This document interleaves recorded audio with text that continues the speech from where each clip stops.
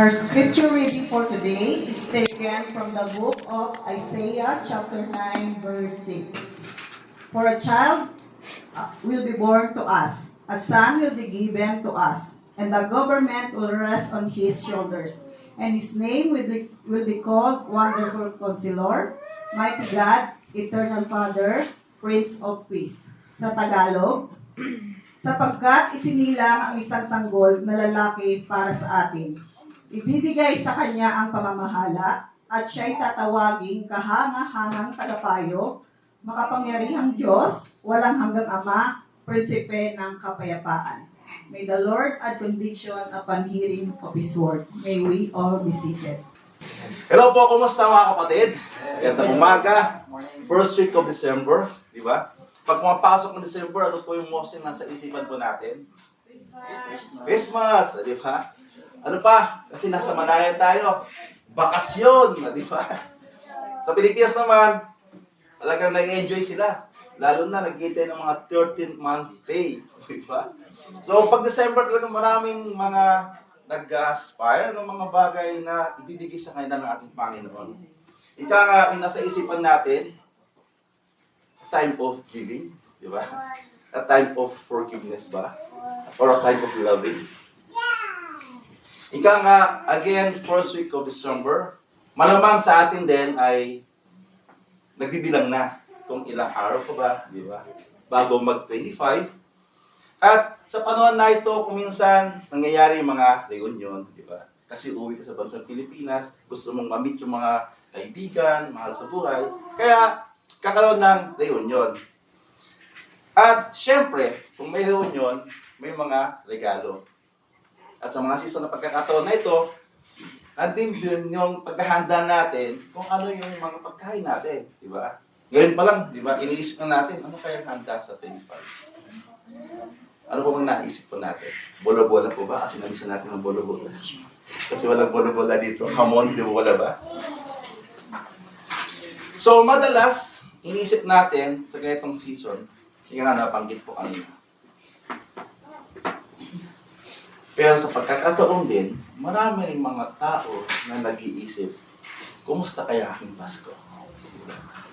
Kasi sa panahon natin ngayon, hindi man lahat ay ine-enjoy yung season ng Pasko.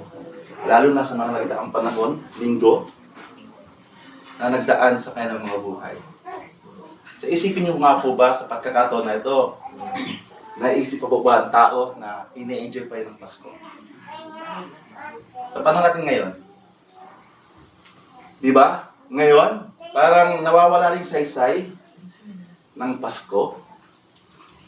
Ngayon, hindi mo nakakarinig, September pa lang, sumisilip na sisilip, parang sumisilip. Para kakanta ng Christmas song. Ngayon, parang hindi natin napakinggan, di ba? Parang nawala rin yung saysay, nawala rin yung spirit of Christmas. Lalo sa panahon natin ngayon. Lalo na sa mga nangyayari, di ba? Sa bansang Pilipinas, ika nga, dumaan ang bagyo, di ba? Dumaan ang lindol, dumaan ang mga bagay-bagay kung minsan hindi mo na-expect kasi nung tayo mga bata, hindi naman natin na-experience yung mga ganito, di ba? Pag September pa lang, nag-enjoy ka na. At hindi mo na-expect na pagdating ng ganitong panahon, may bagyo, may lindol, may sakuna. Pero, kung tayo kaya yung nasa pesto ng mga taong namatayan, diba? Yung mga nagdaang panahon lang, nawalan ng bahay, nawalan ng mga ari-arian, mararamdaman mo ba kaya yung espiritu ng Pasko? Kung minsan kahulugan ng Pasko nawawala dahil nga, again, di ba? Gulo dito, gulo doon, batikusan dito, batikos ng batikos doon, di ba? Mga planong, sabi nga natin, yung destabilisasyon, yung war, pag-aaway, galit, poot. Yun ang nakikita natin ngayon sa panahon natin. Sanhi ito ng kasalanan. Ika nga buti, may dumarating na December. Tayong mga Kristiyano, nawa, hindi tayo makakasama dun sa mga nalulungkot, di ba? Na kahit mayroong mga pagsubok, nandun pa rin yung joy. Kaya sabi nga natin, mga Kristiyano raw, hindi apektado sa mga pagkakataon na tayo ay meron ng pagsubok, may karamdaman, ano man. Kasi alam natin, yung pag-asa, yung kaligayahan, ay hindi naman po naaayon kung ano yung naranasan. Katulad ng happenings daw. Kasi yung kagalakan ay nagmumula sa loob dahil sa ating Panginoon si Kristo. Ngayon sa ating mga Kristiyano, tignan natin, nanawa, i-enjoy pa rin natin yung season ng Pasko. Itong mensahe na to, kung makikita po natin ang istorya po nito kung bakit nabanggit ito na for a child will be born to us, a son will be given to us, and the government will rest on his shoulder, and his name will be called Wonderful, Counselor, Mighty God, Eternal Father, Prince of Peace. Hinudugtong ko lang, there will be no end to the increase of life of his government or of peace on the throne of David and over his kingdom, to establish it and to uphold it with justice and righteousness. From then on and evermore, the zeal of the Lord of armies will accomplish this. Itong prophecy kasi ito, nangyari, sabi nga, 100 years, di ba? Bago nagkaroon ng New Testament. That time, ang gulo-gulo rin po ng mundo. That time din po, ang bansang ipinangako, ang bansang Israel, talaga nandun din po siya sa time na, sabi nga sa Old Jerusalem, yung mga elders, yung mga leaders, lahat talagang nagkakaroon din po ng rebellion. Rebellion sa ating Panginoon because of idolatry, mga injustices, kung ano po na nasa natin ngayon, ganun, same. Oppression to the poor, di ba? Nakikita natin, sino pong mga yumayaman sa panahon natin ngayon, kundi mga kung mayaman. At yung mga mahihirap, talaga naman naghihirap din. So, because of that particular thing na nangyayari sa panahon nila noon, dumating ang mga Assyrian, mga Babylonian, at sumakop sa Israel. At dahil because of these things na ginagawa sa ating Panginoon, tanda rin ito para disiplinahin sila ng ating Panginoon. Ika nga to purify them. Sabi nga rin yung mga nangyayari, experience nila na kayo sila po yung nasasakop. Sabi raw, it is a purifying fire against them. Di ba ika nga natin sa mga ginto, pag pinagpangilin, lalabas yung kaya mong pananampalataya dahil dun sa daring ng apoy. At dahil din po sa kahirapan, sa pagkakataon na yan, there will always the hope. Kaya nabanggit ko ito, prophecy na ito, from the Messiah na darating. Ika nga, the fulfillment of God's promises na magmamula sa future king from the line of David to build a new Jerusalem for justice, peace for all nations. Kaya po ito ang propesiya noon. Pero nakikita rin natin na nangyayari rin sa panahon po natin ngayon. Kaya, kung makikita po natin sa mensahe po natin ngayon, doon sa, di ba, maalala ninyo kung ano man yung mga kahoy na naputol, di ba? Meron pa rin ugat yung kahoy na yon. At sometimes, meron pong tumutubong shoot, di ba? Kaya pamagat po natin sa araw na ito, the seed of hope. Ito, the seed of hope, talakay po natin the birth of Christ, the crucifixion, and resurrection. Ika nga, ang passage nito ay isang propesiya mula sa aklat ng Lumang Tipan na nabasa ko kanina, nagaling sa Isaias, na malawak na binibigyang kahulugan bilang paghula sa kapanganakan ng isang bata na magiging Mesiyas, na kalaunan ay tinutukoy natin na Kristiyano na si Jesus Christ. Nagbibigay din ng katotohanan, tunay, lalo na sa kanyang salita, na yung mangyayari ay totoo at nangyari na. Nga, alam natin kung ano po yung nangyari sa Bethlehem. So, ang teksto nito, makikita natin ang kahulugan ng Kapaskuhan. At at the same time, makita rin po natin kung bakit dapat natin i-celebrate ang season na ito. We will not celebrate the season, kundi i-celebrate natin yung rason for this season, not the season. Kasi nga, yung Christmas naman, 25, hindi naman talaga yun yung actual na date kung kailan pinanganak natin Panginoon. But because yung karamihan of that season, salamat na lang din kasi binigyan tayo ng pagkakataon to celebrate yung season because of that Jesus Christ na ibinigay sa atin for the gift para sa ating na mga makasalanan tao.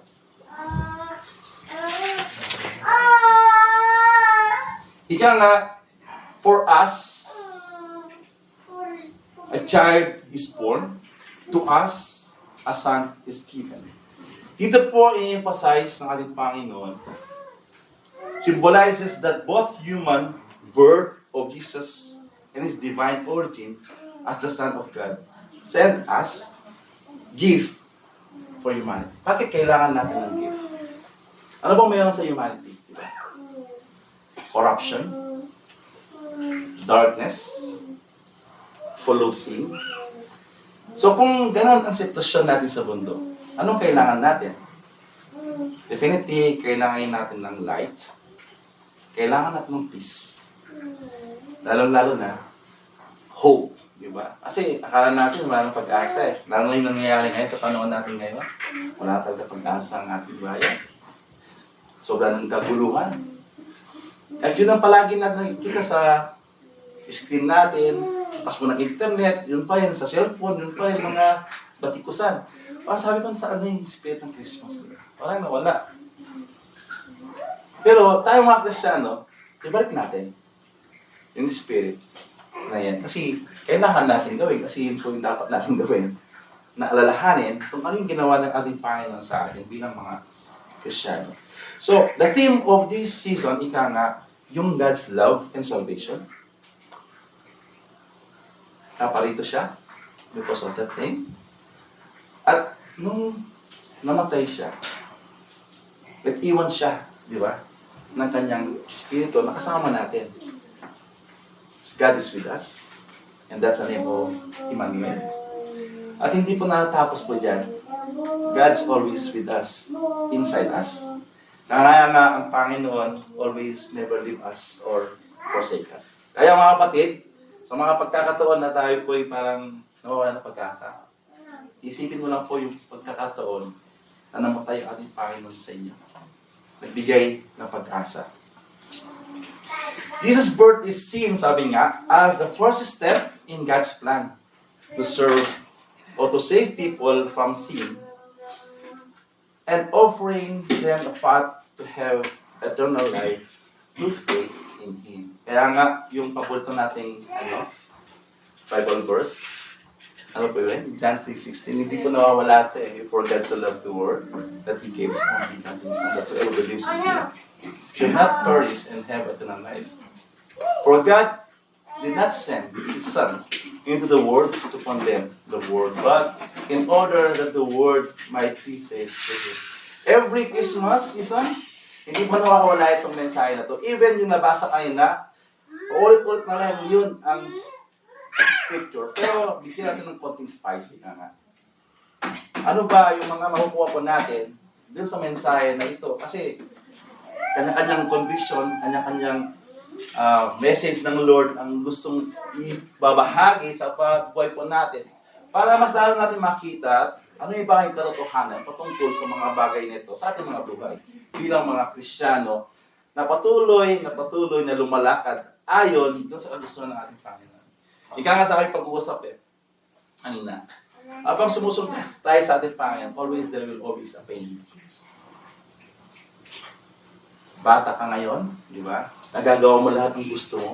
Katulad nung sabi namin kanina, pwede ka pang tumakbo, di ba? Pwede ka pang magpatinteruhan. Para pag tumanda ka na, hindi mo nakakayanin. Masaya ka pa rin ba? Pag Christmas. Kasi mga bata, pag Christmas ka mo, talagang sasaya mga yan. Talagang tatalon. Pag kita mo sa bahay nyo, takbuhan sila. Kung na-experience yung mga pagkakataon na yon, praise God. No? Kasi ngayon, matanda tayo. Hindi natin kayang makipagtakbuhan, di ba? At noon, tayo mga bata, na-experience natin yan. At makikita natin masaya ang buhay kahit mahirap. So, makikita po natin dito kung bakit napalit ang ating Panginoon. Again, because of that particular na dapat mabayaran. Because of sin. At makikita rin natin, because of that sin, kaya mayroong law. Di ba? And the government will be on his shoulder. That signifies that Messiah role of as a king with ultimate authority, responsible for ruling God's people with justice and wisdom nga. Ano ba sa tingin ninyong basehan ng konstitusyon? Di ba? Salita ng ating Panginoon. Saan ba rin na nakuha yung law itself? Di ba? Sa salita din ng ating Panginoon. Dahil sa law, nakikita ngayon ng tao yung kanyang karamihan, kasalanan. At alam natin na kung may law, merong kaayusan.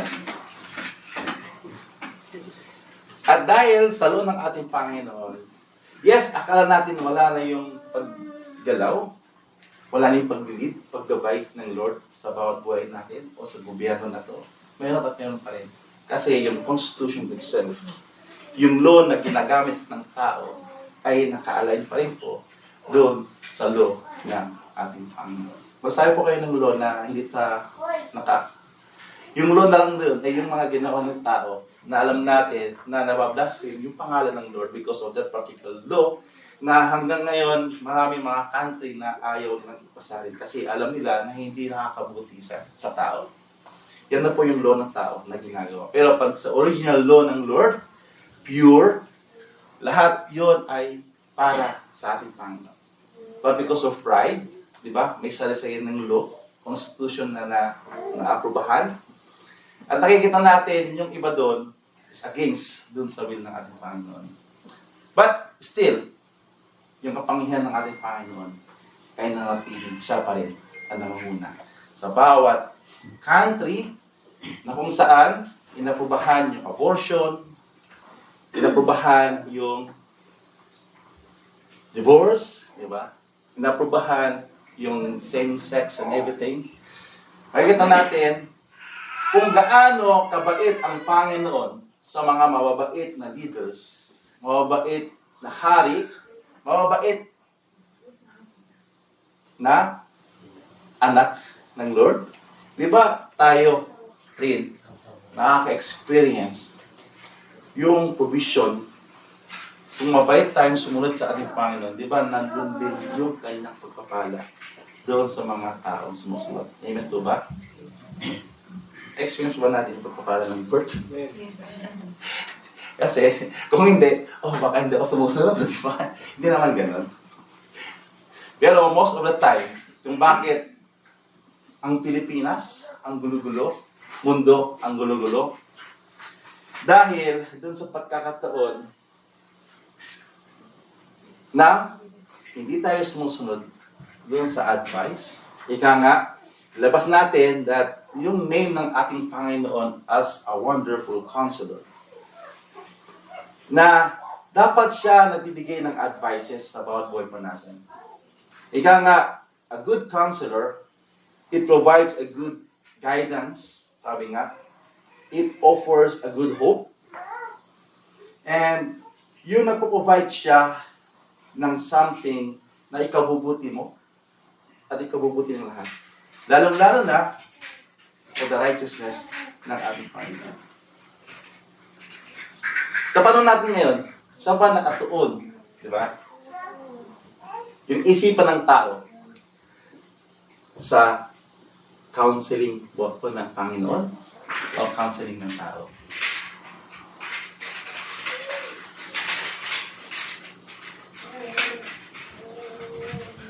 Kung bakit nagkawatak-watak, dahil iba yung kasi pinapakinggan natin. Di ba po ba? So, paano natin makita at mapakinggan yung advice ng Lord?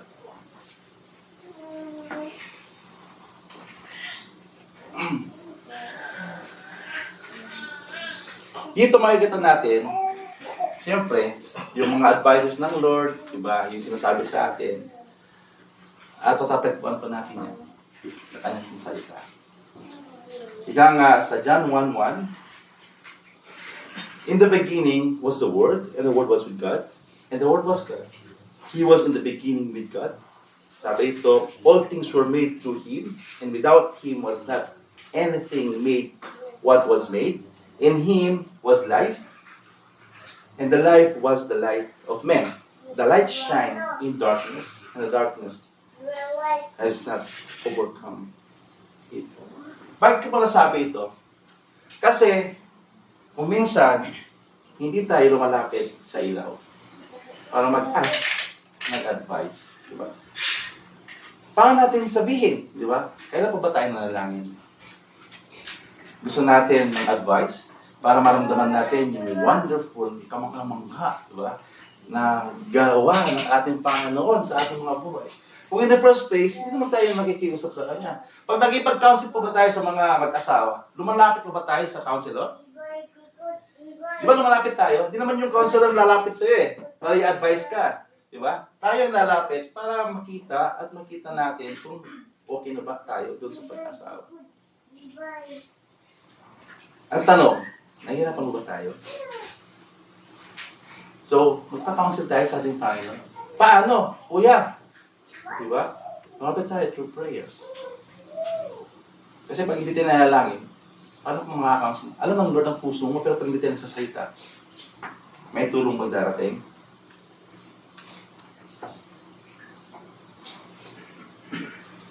Good a counselor ay marunong din makinig. At the same time, marunong naman tayo. Parang kung nga kanina, paano mapapakinggan ng Lord ang hinaing mo? O hindi ka naman nayalangin? O hindi naman tayo nagkikilos sa ating Panginoon? At kung sakali man, ito na, di ba? Magsasalita ng ating Panginoon. Saan din? Siya magsasalita. Saan tayo paggawain na, di ba? Pag nagsasalita ng Lord through His message, di ba? Sa Kanyang salita. Ika nga, hindi man tayo marunong magbasa. Pero kung marunong din tayo makinig, alam ko meron tayong mga iba't ibang apps sa ating mga cellphone. Di ba? May Tagalog na dyan na Bible, di ba? May English na kung sakali man na gusto natin ng English. Kailan tayo huling nakinig ng salita ng ating Panginoon? Or, kaya nga, yung mga patuloy nating ina-admonish na kailan tayo nagbasa ng salita ng Panginoon? So, kung hindi pa natin nagagawa yung mga bagay na yun, paano tayo makakuha din ng magandang wisdom, magandang advices na nagmumula sa Panginoon? Kung in the first place, hindi tayo nagsisik ng advice, hindi tayo nagsisik ng counseling sa ating Panginoon. Di ba, simple lang daw? Simple nga, no? Pero, nagagawa ba natin yung simple? Pero pag magpagkwentuhan, di ba? Pinag-usapan yung mga bagay-bagay na wala namang kakapanakan. Ini-enjoy yung stasyon. Kaya season, enjoy natin yung reason, dapat hindi yung season. Kasi most of the time, pag ganito, di ba? Ano kaya bibilhin ko, di ba? Ngayon, makikita natin sa Pilipinas, siguro, kasi ngayon, hirap na rin eh. Dati kasi punong-punong supermarket dahil nga pagbibili ng mga regalo, maghahanda ng mga decorations. Pero ngayon nga dahil yung nangyari nga sa mga pagkakataon dun sa place na yun, hindi mo na sila makikita makabili dahil wala na nga sila pambili. Hindi na sila napupunta sa mga ine-enjoy kasi iniisip na nila yung bahay nila, paano kaya papatayo ito na saan ko kaya kukunin ng mga resources ko para papatayo ng mga di ba? Minsan, nasasaan na yung espiritu ng Christmas. Pero nawa sa atin, isman naman kayo dyan, Panginoon ko. Sa atin, maramdaman pa rin natin yung espiritu na may kasayahan sa ating mga labi, di ba? Mga mukha, di ba? Alam ko tayo mga pagod. Pero praise God dahil kahit mapagod tayo, nandun pa rin yung naisin nyo para pumunta para makinig sa salita ng ating Panginoon. Ayan. So, nakita po natin, sa even in the New Testament, sino po yung lumapit sa ating Panginoon para makinig at marinig yung katotohanan. Diba? Si Nicodemus ba? Sa gabi, Nag-ask siya doon, di ba? Para makita lang, mapakinggan, ano ba yung tapahanan patungkol sa iyo, Panginoon? Sino pa? Di ba? Yung mga elders that time, or mga sabi natin, yung mob, nakahuli ng isang prostitute at dinala sa harapan ng ating Panginoon. Anong gagawin namin dito? Di ba? Sabi niya. Dito, ginawa niya. Ang sabi ng ating Panginoon?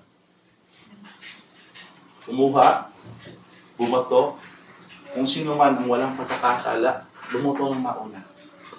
May bumoto po ba sa prostitute? Wala. Kasi, in the first place, lahat ng tao ay nagkasala. Kaya pag magsalahan tayo, ano dapat natin gawin? Mga habit natin, anong dapat natin gawin? Isang tabi na lang? Ayos lang, okay lang pa Lord, di ba? Since Christmas season, lumapit tayo sa Lord, di ba? Humingi ng tawad, di ba? Yun naman yung essence na, di ba? Kasi magpatawad, di ba? Magpatawad ang ating Panginoon. At humingi ng tawad. Kung minsan, ayaw pa rin natin bitawan yung mga bagay na alam natin na hindi sa kalooban ng Lord dahil ini-enjoy pa rin pa natin. Ika nga doon sa counselor in the ancient biblical context, yung word in Hebrew na kung saan sinasabing yats. Yan. It suggests an active role of importing wisdom and guidance. Ngayon nga, paano i-import yung wisdom and guidance kung in the first place, tayo, ayaw natin makinig, ayaw natin tanggapin, ayaw natin pakinggan, yung alam natin masakit. Di ba? Sino bang pagkasabihin dito na nag-enjoy? Di ba? Lahat tayo may kasalanan. Yes. Lahat tayo mayroong mga something na dapat tanggalin. Pero kailangan natin lumapit at hingin sa Lord. Kung maabusong tayo. At para matanggap natin yung good guidance, wisdom na gumala sa ating Panginoon. Ika nga yung wonderful daw, in Hebrew, it's apala, sabi niya, implies something uncommon and beyond human expectation. Yung, nauok na lang, ang ganda. Ang ganda ba ng advice ng Lord? Ba't hindi ko nakita? Di ba? Ba't hindi ko natanggap pagpapala na yun? Ang tanong nga, paano natin matatanggap kung hindi tayo malapit? Bakit yung iba sila? Wow, grabe. Nagpapala talaga sila ng Lord. Di ba? Sa buhay nila talagang, parang wala problema. Ang saya-saya nila. Bakit ako? Again, bakit ikaw? Tanong mo sa sarili. Lumalapit ka ba sa Lord? Lumalapit ba tayo sa ating? To ask guidance, wisdom. So kung minsan nainggit tayo sa mga iba, pero huwag tayo maingit, diba? At ma-bless, diba? Pero yung kasi yung weakness ng isang tao, pag nakikita, masenso na, yun na naman, diba? Kung masenso, baka drug addict yan, baka drug lord yan, baka contractor yan. Kung minsan nandun din isipin natin, judgmental din tayo, kaya hindi natin na-enjoy din yung mga bagay na natanggap ng iba. Masyado yung judgmental. Kasama tayo doon. Hindi ine-enjoy yung mga natatanggap na pagkapala ng iba dahil inggit na lang ang meron. Kaya nawawala yung espiritu ng Christmas, di ba? So, sino pa po ba ang mga tao na nakatanggap ng counseling at that time? Definitely, yung mga apostle. Lalo na si apostle, pero kasi siya yung talaga nakita natin na ginamit ng Lord for us Gentiles, di ba? Nag-aaway na nga yung mga apostles niya. Ano ba yung first commandment niya? Bagong commandment to. Bago na. Magmahalan nga kayo dyan. Love each other. Since Christmas, so again, palatilin natin yung pagmamahalan natin sa bawat isa. May pagsubok, may pagkakataon na problema. Yes, kuminsan nagkakaroon tayo ng pagkakaunawaan. Again, it's Christmas time, di ba? Baka naman, magpatawad na tayo dyan, di ba? Baka naman, umibig na tayo. Katulad ng pag-ibig ng Lord. So, kung sakali man, na meron tayong mga pagsubok about anger, di ba? About depression, about anything na meron tayo. Di ba meron na kayong mga smartphones, di ba? Yung sa smartphone, may application dyan eh. I-type mo lang, anger. Bible verse. Di ba lalabas na yun? Mga Bible verse about anger, di ba? O di nakakounsel ka ng Lord? Ang tanong, nagagawa ba natin mag-source ng mga simpleng bagay na yan? Uy, comfort, kailangan comfort sa Lord. Okay, type mo, comfort. Comfort apps. Di ba lumalabas din yung comfort Bible verses? Galing sa Lord. Ang tanong na naman, nagagawa ba natin yung kahit pa yung pag-search ng comfort para dun sa apps na yan? Uy, nahihirapan ako ah. Challenge, sufferings. Lagay mo sa apps, lalabas yan. The Lord will give you, di ba? Comfort. So, kailan natin nagagamit, kailan natin nagagawa, at kailan na-experience yung kamanghamang ng counseling ng ating Panginoon. Kung in the first place, wala yung presensya ng Lord sa puso natin. Wala yung espiritu ng Christmas sa puso natin. Kasi, punong-puno ng galit, punong-puno ng alin, bahala na kayo dyan kung ano meron dyan. Again, Christmas season. So, since pinag-usapan natin yung birth of Christ, and that particular na nangyari at binigay sa atin, nagkaroon tayo ngayon ng hope. Dahil, ang paulit-ulit na lang na nangyayari, sabihin natin, parang wala nang pag-asa si kuya. Parang wala nang pag-asa si ate. Kapatid, manahimik ka muna. Nanahin ka na ba kung bakit hindi walang pag-asa si kuya o si ate? Diba? As counseling mo na, baka bigyan ka ng Lord ng wisdom. Pagpray ko nga si kuya. Kung bakit palagi, tagas sa ulo talaga. Wala na akong magagawa talaga. Naibigay ko ng lahat. Naibigay natin lahat. Diba? Pero yung kapangyarihan ng ating Panginoon, walang matikas ng puso. Pag ang Lord na umiwag dyan. Kung tayo yung matikas ang puso, beware. Nawa, makayanan natin yung hero o pag-touch ng Lord sa matigas na puso na yan. Kaya, ang Lord din ay hindi rin nagkukulang na magbigay sa atin ng peace. Kaya nga, tinawag siyang Prince of Peace. Dito, makikita po natin, paano po ba tayong mag-restore ng relasyon sa mga asawa natin? Nagbibigay po ba tayo ng flowers? Nagbibigay po ba tayo ng essays? O wala lang? Di ba meron tayong ginagawa para magbigay, para magkaroon tayo ng peace? O halita lang? Yan po ba? Kuya, ano po yung binibigay mo sa akin? Sa katagulo. So, every time, kung magkakaroon ng peace, definitely, sometimes, meron tayong ginagawa to give something para magkaroon ng peace. At ang Lord, hindi pa rin po nagkukulang po dyan because of that crucifixion. It restores, kasi nga nawala yung relationship natin because of that sin. Ngayon, ang Lord pa rin. Diba? Gumawa ng paraan because of that love. Ano ba ang ginawa ng Lord sa cross ng Calvario? Nagsakripisyo siya, sinampal, sinudya, sabi niya po lahat, di ba? Tinanggap niya yun para sa atin. Hindi ka nga, dapat tayo po yung nakapako doon, pero because of that love, because of this season, binigay pa rin niya yung pag-ibig na yan. Ika nga sa Luke 2 verse 10, 14, fear not, sabi niya kay Maria, Maria, dahil nga dito rin yung pagbibigay doon sa message na siya po ay magkakaroon ng bata sa kanya kung saan conceive a baby boy. Sabi niya, fear not, for behold, I bring you good news of great joy that will be for all the people. For unto you is born this day in the city of David a Savior, who is Christ the Lord. And this will be a sign for you. You will find a baby wrapped in a swaddling clothes and lying in a manger. And suddenly there was with an angel a multitude of heavenly hosts praising God and saying, glory to God in the highest, and on earth peace among those with whom He is pleased. So, since tayo mga Kristiyano, definitely we are favored. Amen to ba? Kasi nasabi ng Lord. So we are pleased. ma-enjoy po natin yung kapayapaan na yan. Kasi, siya na yung nagbayad, siya na yung nag-restore. At tayo, ano ginawa natin?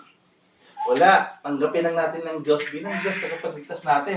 At sumunod, siyempre, sa naisin niya para dun sa for His glory. At kung sumusunod naman din po tayo, hindi naman tayo ay pupunta sa alangan, di ba? Nagpapalit po tayo ng Diyos sa ating mga buhay. At nung namatay siya, nakita natin dyan, sabi nga, sa John 14:27, bago siya may pakusap, sabi niya, "Peace I leave you. My peace I give you. I not give to you as the world give. Do not let your heart be troubled and do not be afraid." Nag-iisa ka ngayon? Parang ikaw na lang yung umaharap sa mga pagsubok. Sabi ng Lord, kalma ka lang. Kasama mo ako. Diba? Hindi kita iiwan. Nandyan lang ako.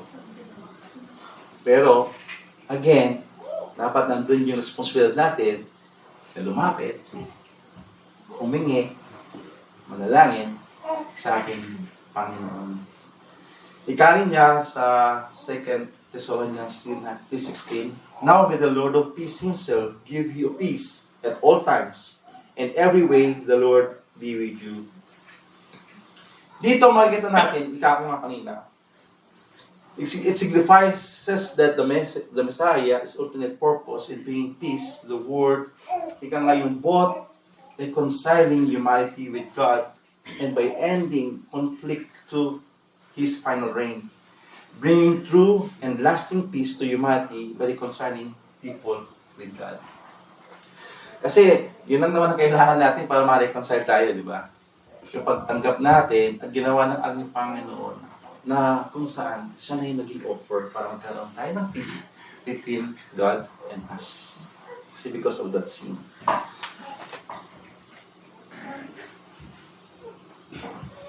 So dito makikita natin yung demonstration of love and victory. Dahil nga po sa crucifixion, understood na yung ultimate expression of God's love for humanity and victory over sin and death.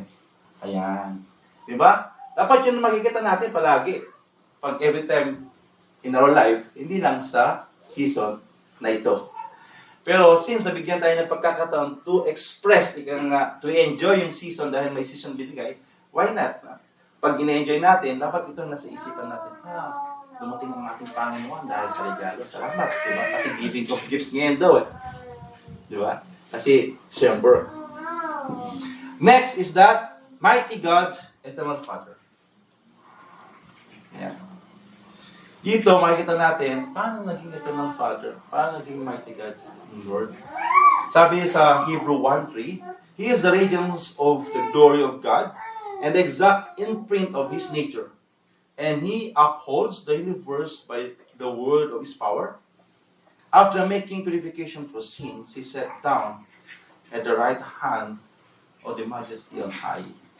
Ikari niya sa Ephesians 1:2, God's power was at work in Christ, and God raised Him from the dead and sat Him at God's right side in the heaven. 100% man siya, di ba?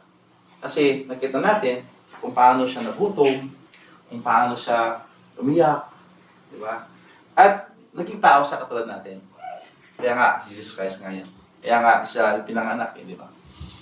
Pero nung namatay siya, at nabuhay lang mamali. Kasi sabi niya, He is also 100% God. Kasi sino man ng tao na nabuhay muli? Sino ba nangyari? Sino bang naka-experience nun? Di ba si Jesus Christ lang? Wala nang iba. May binuhay siya, sila siyempre. Siya ang nagpabuhay doon. Pero makikita natin, in this particular na resurrection, na meron na siyang tawag, ginawa na, kung saan, nabuhay siya, di ba? Ibig sabihin, He is 100% God. At dito rin makikita natin, yung pag-asa natin, kaya sabihin natin, wala man lang magyari sa akin dito sa lupa, para hirap na lang, di ba? Pero may pag-asa pagdating ng panahon, na pag namatay ka, because of your faith sa ating Panginoon, Kakaroon ka ng buhay na walang hanggan na katulad na ating Panginoon. And this one, sabi nga, yung pagka-mighty God ng ating Panginoon, it affirms the divinity of Jesus Christ, identifying Him as God Himself. Kaya nga po tayo na naniniwala sa Trinity po ba? Na there's a God the Father, God the Son, and God the Holy Spirit. So dito makikita natin na nandun yung ginagawa nila every time and then meron silang unity para doon sa pagbibigay ng buhay na walang hanggan na in-experience natin sa panahon na ito. At doon din yung hope natin na kung sakali man, di ba, na parang hindi ka na nag-enjoy sa buhay na ito. Ika nga doon sa aming napag-aralan din sa suffering. Parang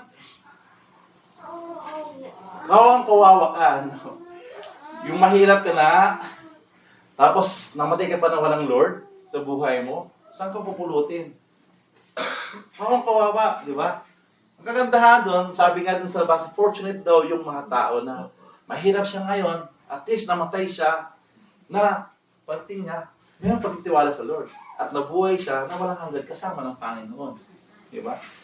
Kasi most of the time, alam naman natin, sa buhay natin, hindi lahat tayo ini-enjoy yung buhay. Aminin naman natin yung hindi. Yes, nandun yung kapayapaan, nandun yung pag-asa, pero yung ini-enjoy, yes, pinapalakas ng Lord para harapin yung mga pagsubok, pero ini-enjoy mo yung pagsubok. At most of the time, nakikita natin, ika nga, ang buhay dito, transient lang. Definitely kasi, magkakaroon ka, makaka-experience ka ng suffering. Hindi pwede na, ay, in-enjoy kang buhay ngayon, pero wala kang suffering. Imposible yun. Kasi habang nabubuhay ang tao, always there will be suffering. Pero, ang mindsetting na lang dyan, kung paano mo hinaharap yung pagsubok na yun na may kagalakan sa puso. Di ba? Kasi lahat naman tayo, may kanya-kanyang problema, kanya-kanyang mukha ka lang, di ba? Pero, paano mo inaharap na may kagalakan? Na-anticipate mo, Lord, wala naman akong ganito, Lord, di ba? Yung faith ba, kasi dependency nga, yun ang gusto ng Lord sa bawat buhay pa natin. Yung palagi nakadepende sa ating Panginoon. Dito, because of that resurrection, yan po nakadepende yung pinanghawakan natin na tayo po'y victorious. Kasi pag wala pong resurrection, ano ngayon pinagtatayo ko dito? Ano yung pinapakinggan nyo dyan? Kung walang katotohanan na may buhay na walang hanggan. Patay tayo lahat. Pero again, because of that example na binigay sa atin ng ating Panginoon, may pag-asa. May buhay na walang hanggan ng pangako ng ating Panginoon. Salamat dahil napapakinggan natin na may buhay na walang hanggan. Diba? Pero sa iba, ika nga, pag namatay sila, wala silang Diyos. Kawawa sila. Kasi alam natin kung ano pong kaingat nila. So, being a mighty God, ika nga sa Hebrew, El Gabor, signifies that God's supreme strength, power, and heroic, all-powerful nature. We cannot fathom. Hindi natin maisip kung ano yung kapangyarihan talaga ng ating Panginoon. Kasi ito lang yung kaya natin tindihin. Almighty, wala kang... Hindi mo maano kung ano yung pagka-almighty ng ating Panginoon. Kasi, based na lang sa ating po nababasa, sa mga ano natin na ito pala yung powerful nature. Yung powerful nature niya, hindi na alam. At the same time, He is also everlasting Father. Ano bang ginagawa ng tatay sa pamilya? Ano bang ginagawa ng parents sa ating mga anak? Di ba? Pinoprotektahan, pinapaaral, naisip yung pinabukasan, di ba? Inihanda natin sila para harapin ng bukas. Kasi, yung cycle kasi ng buhay, di ba? Naging bata rin tayo, kung paano tayo naging mature, naging ganitong kaedad, di ba? May proseso kasi. Pero yung proseso na yun, hindi rin madali. Marami ka rin dadaanan, mga pagsubok. Pero again, yung tayong mga bata, kung nandyan yung mga parents natin, di ba, hindi sila nawawalay, hindi sila nawawala para protektahan ka, para suportahan ka. Hanggang pagtanda mo, hanggang anak nga, di ba? Yung mga ginagawa mo dapat bilang magulang, ipinapasa pa natin sa kanila, di ba? Yung support ba ng mga parents, support ng mga magulang, support ng mga fathers, hindi po natin masusukat po yan. Ang tanong, paano pa natin ibinabalik ang kabutihan ng ating mga mahal na ama, mga magulang, kung alam natin na sila pa rin po yung sumusuporta sa atin. May sakit ba ng loob sa kanila? Christmas na, di ba? Nasaling season. Patawarin na kaya? Kung magpatawad na kaya? Ayusin na kaya? Kasi kung meron kong problema sa pamilya, di ba? Di ba kahirap din gumalaw? Kahirap din mag-enjoy. Dapat pupunta ka lang sa kanila para, kasi nag-invite, di ba? Mostly kasi nangyayari ganyan eh. Di ba? Naayos ang mga problema pag Christmas din. Reunion. Ayan. So mga kapatid, kung meron pa tayong mga galit-galit pa dyan sa mga mahal natin sa buhay, tumawag na tayo dyan, di ba? I-enjoy natin yung season, di ka nga. So, as part of the resurrection, na makikita sa atin na resurrected tayo, yung old has gone, the new has come. Di ba? Ano yung ugali natin? Di ba? Parehas pa rin po ba? Ano tayo kung lumaka rin? Na tayo pa rin yung cause, sabi nga. Hindi yung solusyon. So, hindi pa nagkukulang ang ating Panginoon. Kung sa pag-alay niya, hindi na kanyang buhay. Nakita natin sa season, dapat ito po yung palaging mag-flash sa isipan natin. Every season ng December, makikita pa natin yung birth of Christ. Makikita natin yung crucifixion niya. At the same time, yung resurrection po niya. Kasi yan po yung cycle bilang isang Christianity. Yung Christian ba natin na buhay. Ika nga, pag titignan mo yung 17 nga, sa Revelation na kasi yun eh. Kasi nga, it is always a prophesy ng ating Panginoon. Pagdating ng panahon, pagbalik ng ating Panginoon, siya nang mag-govern. Siya nang mamumuno. Everlasting na ang kanyang kapayapaan, di ba? Sana yung mga pagtuturo natin Joyce sa Revelation, napapakinggan at napapanood po ba natin? Di ba? Pag dumating natin Panginoon, bilang tayo po ay kasama sa ating Panginoon, yung makita natin kung paano ka-victorious. Kung paano din tayo may kakasal sa Kanya. Kung paano yung buhay, yung matatamasa natin. Di ba? At kung paano mag-govern ang ating Panginoon. Sakop niyo po lahat.